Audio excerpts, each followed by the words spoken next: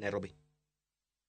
Paro mopogore medo nyuolore wi wach mibadhi mawachore ni ogoyo tach e od bura. Moko kuom jood bura machon oseyo pend chike manyien mag 2010 magiwacho ni nobiwo teko mathoth kuom jood bura ka bende gibiwo seyo ne jatend piny magiwacho ni en lumbru mosiro mibadhi e pacho kae. Simpros Okinda nigi ler mar wachni. Fellow who is called chairman of welfare in committees, what is their job? And they are collecting money in the name of parliament. And some of the time, or most of the time, that money never gets to parliament, it gets to a few people.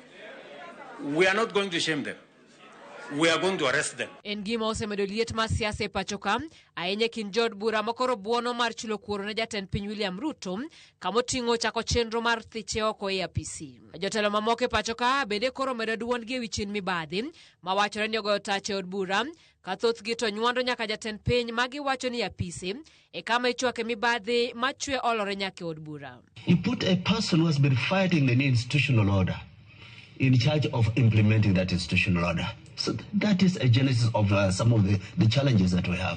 Jood bura machon go lero ni kata obedo ni chiwo asoya ne jo od bura ok en gima wendo kendo en gima nochakore kod pen chike manyien ma pacho ka mar 2010 jatend piny William Ruto lwete ok ler.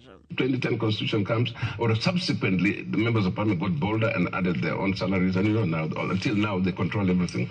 When we made it possible that we can say to the minister, we are not passing this unless you do this.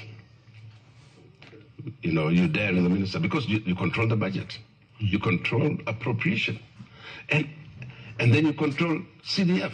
The line between what is not acceptable and lobbying, some people hide on this side or the other. So you cannot say it doesn't happen, and it is bound to happen. I think somehow I'm feeling grateful to the president by saying that members of parliament, they vote because of financial inducement.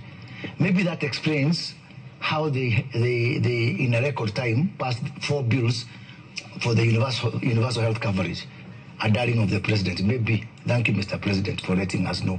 Gilero ne ten Ruto osechiwo thuolo ne jo mibadhi mondo ta pacho ka kendo jo Kenya onego ikre mar thiche oko e yiero mabiro. When you have a patron saint of easy money sitting at the top of the hill, his surrogates see their role in doing what Sudi does, and now they have co-opted other leaders. Kamano bende mbui mopogore mag oganda osebedo ka odich nyaka ne jatend piny pus weche mag mibadhi e od bura. Mane jakom mar riwruogo kinde Nelson Havi obono jood bura mondo thich jatend piny William Ruto ko e apisi poni ok gimoro kod gima Ruto nowacho e wigi.